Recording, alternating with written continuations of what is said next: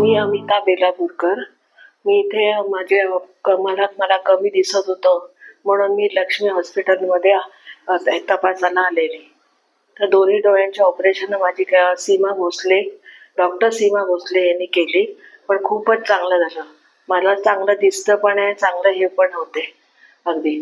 त्याच्यामुळे मला आता असं वाटतं की कोणी दुसरं जरी कोणी मला पेशंट बोलले की मला आमच्या हॉस्पिटलमध्ये डोळ्याचं ऑपरेशन करायचं आहे, तर मी जरूर सांगेन की ह्यांच्याकडे लक्ष्मी आयमध्ये जाऊन ऑपरेशन करायला काही करायला तुम्ही.